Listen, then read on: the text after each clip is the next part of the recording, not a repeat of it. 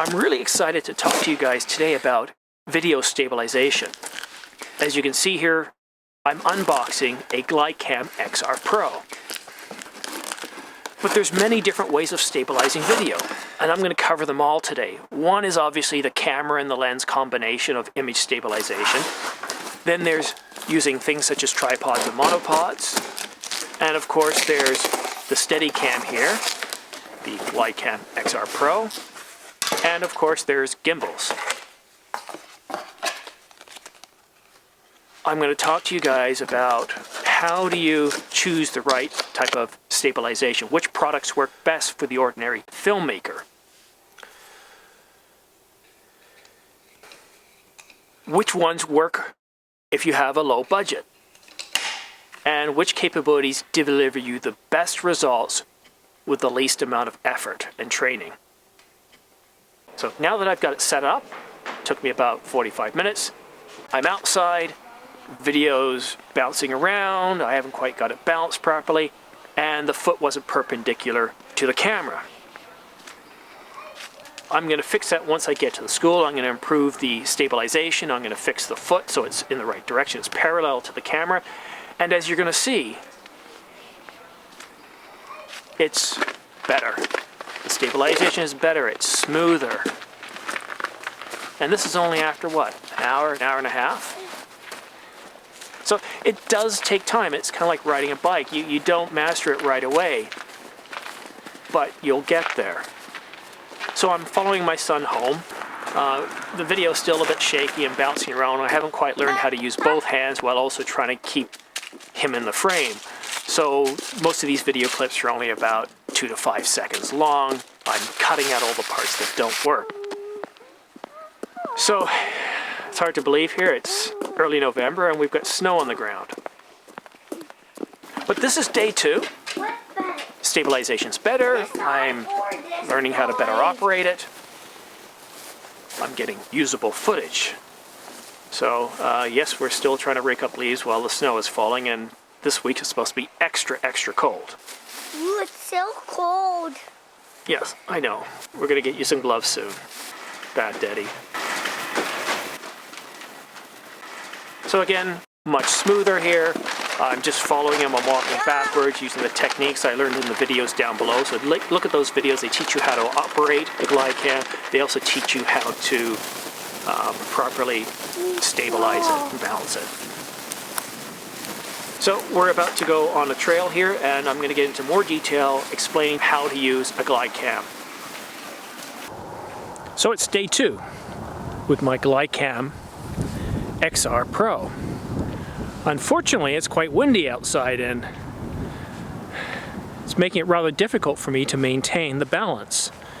While I set up the GlideCam before coming outside, the wind is really whipping around and making a bit of a mess of it, but I'm going to do my best here, and I'm going to show you 2 different sets of footage. The first is using the GlideCam as intended, and the second is using a tripod, so you can see the difference in smoothness. As I said before,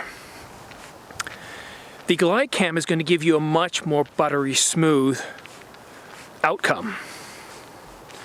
However, attaching a tripod provides you with a much cheaper option. Most of you likely already have purchased a tripod, and that extra weight helps smooth out the bumps. So let's switch over to the tripod. Okay, now we're using the tripod. As you can see, it still does a pretty good job of softening out the bumps. However, it's not nearly as smooth as the GlideCam. Now, GlideCams aren't all that easy to use. I should correct that. They're not impossible to use. But it does take a lot of practice. It's like riding a bike for the first time, or a better analogy would be like learning to use your camera for the first time. Getting it balanced isn't the most difficult part. In fact, getting it balanced can be done pretty much within half an hour to an hour for your first time.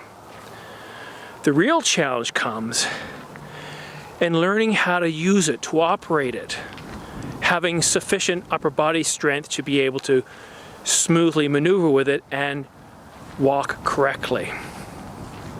Okay, now I'm going to switch back over to the GlideCam.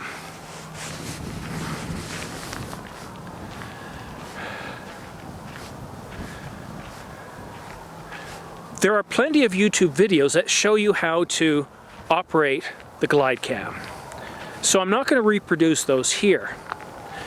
The purpose of this video is to give you an idea of the capabilities of a GlideCam, a gimbal, in comparison to what your camera and lens may provide.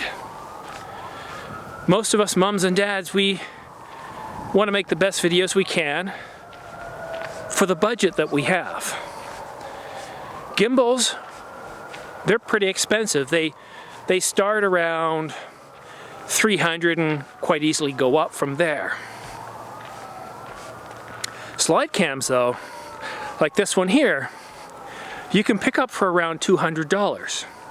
I got this GlideCam directly from GlideCam.com, and I picked it up as a refurbished model.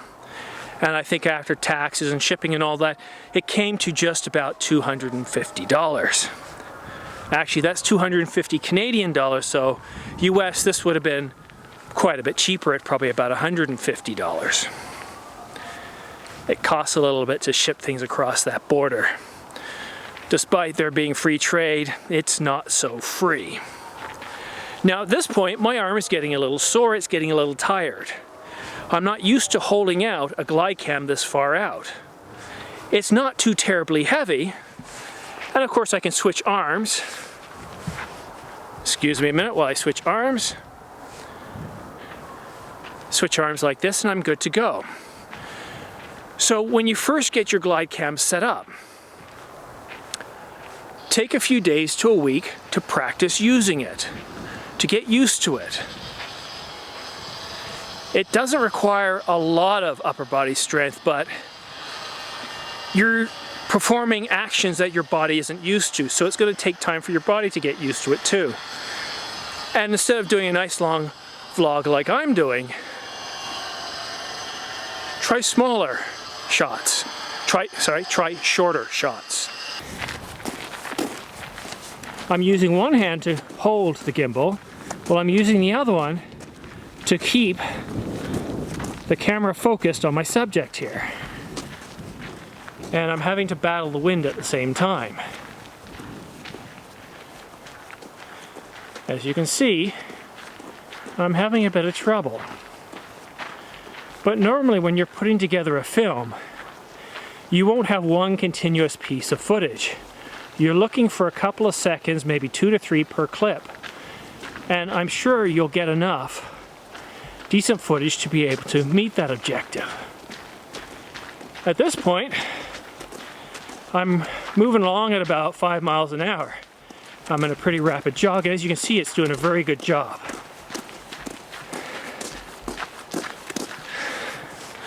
So, on day 2, do I recommend this as a useful technology? Yes, I think it's very effective. I would not make this your first upgrade to your camera. There's a lot to take into account.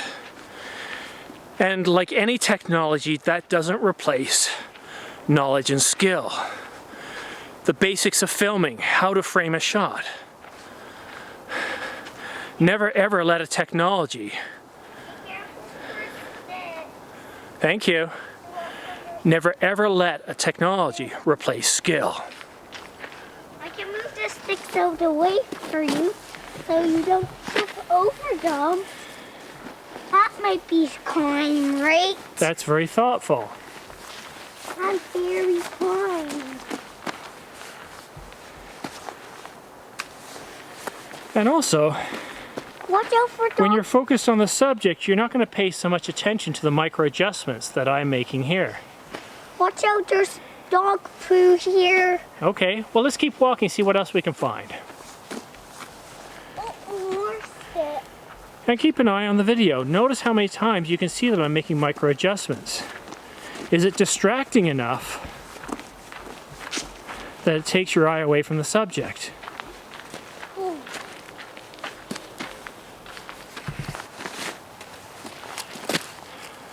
Now, another advantage of the GlideCam is it can very easily convert to a monopod that will stand up on its own base. However, do not leave it unattended because it's very easy to topple over. This thing is top heavy, and then what you end up doing is you end up damaging your camera. Daddy, just go on this side. I'm on. Ew, there's poo on this. Ew, there's poo on this stick. This one's heavy. One word of caution. You need a camera with reliable, accurate, and trustworthy autofocus. You're going to spend all your time focusing on your subject and keeping the camera pointed in the right direction. You're not going to have time to worry about focus. And now, back to the studio. Run, fast!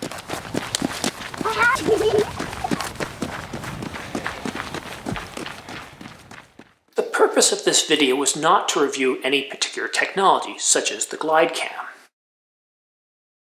The purpose of this video was to review different tools and techniques that you could use to stabilize your video based on your skill level and your budget. There's 4 ways of stabilizing video. One is by framing, by holding the camera against your body or some other object such as a railing or a door or a tree or something, or even the ground. Second option is using a tripod or monopod.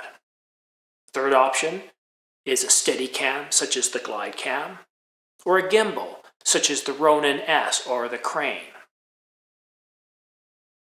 But before I can recommend which option may work best for you, we need to break down what image stabilization means to you for your workflow. So let's take a look at the capabilities I came up with. Smooth motion. I mean, that's kind of a given. We want to smooth out the motion. We want to get rid of the jitters. We also want natural movement. We want to produce smooth motion. We want to avoid the jitters, but I also want to create natural movement. I don't want it to seem computerized or fake in any way. I want to be able to control how I position the lens without it seeming awkward. If that makes any sense. I want it to look the way I want it to look. If I want to move the lens, if I want to direct it in a certain angle, I want to have complete control over that immediately. I also want to have the ability to keep an external microphone on the camera. That's important to me because a lot of times when I'm creating smooth motion, I still want to capture the audio. I also want it to be ergonomic.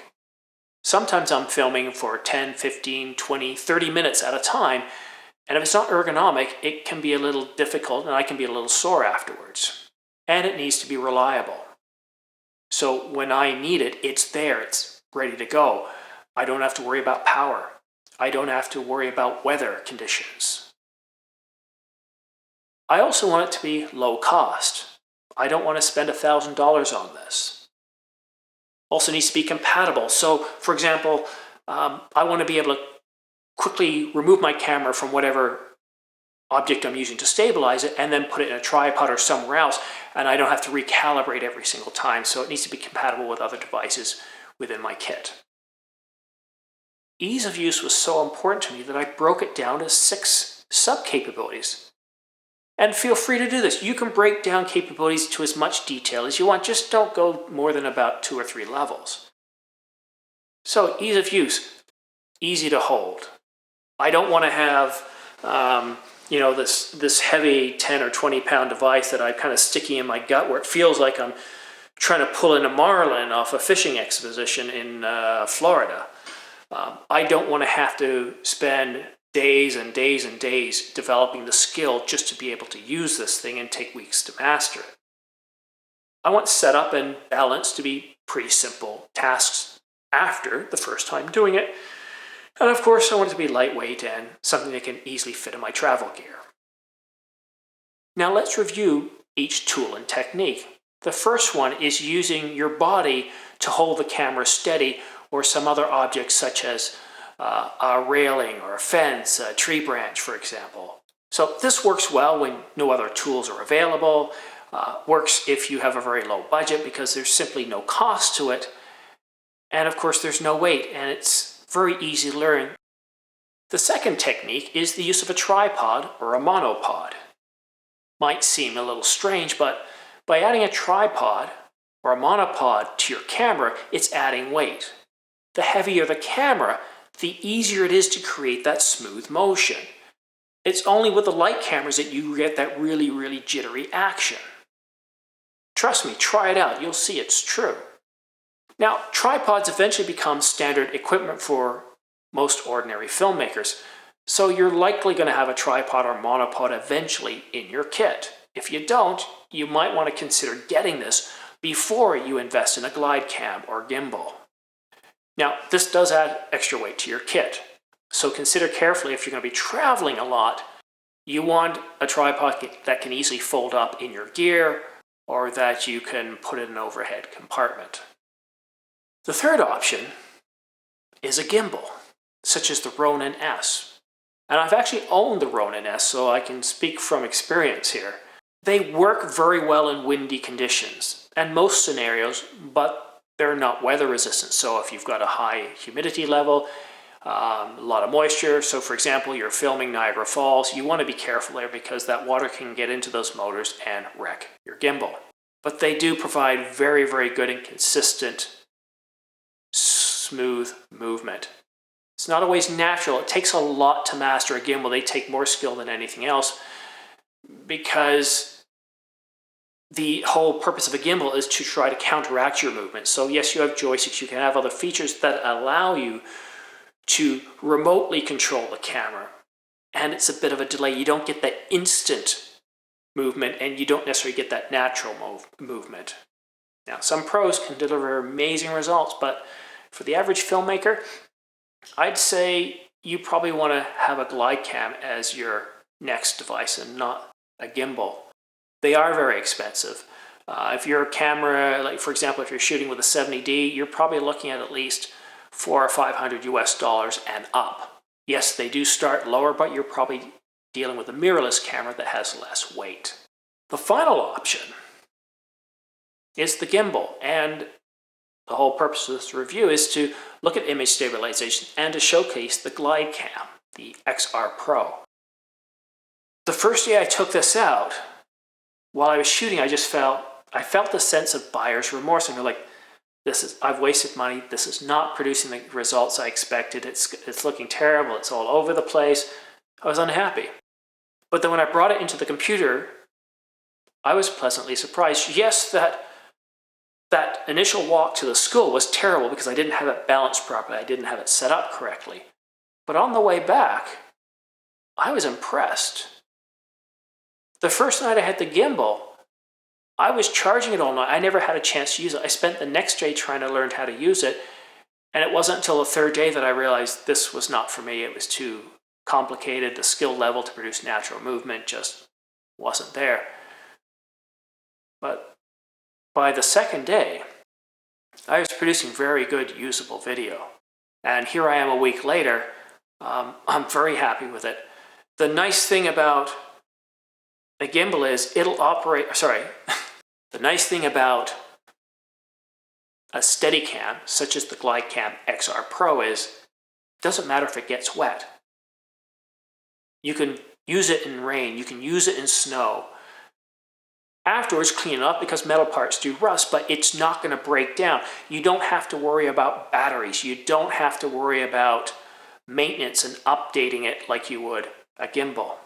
But it does take a little bit of time to learn to stabilize the body and structures, but not as much as the gimbal. It's less expensive compared to a gimbal, requiring little to no maintenance. I was able to pick up this one on GlideCam's website. They had a refurbished page, and you can pick up gimbals for as low as $119 US, depending on the type of camera you're planning to hook up to it. I found this GlideCam to be about similar weight to the tripod I have.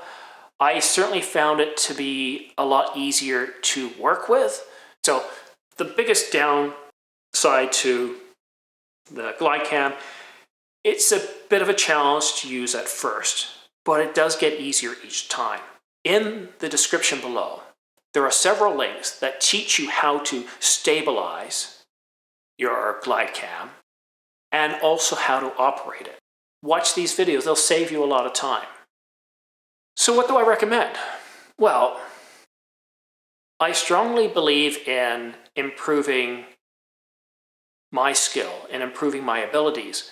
So the first thing I did is I learned how to use my body and other objects around to help create stable video. Learn this first because these skills will transfer into the next thing, which is using a tripod or monopod.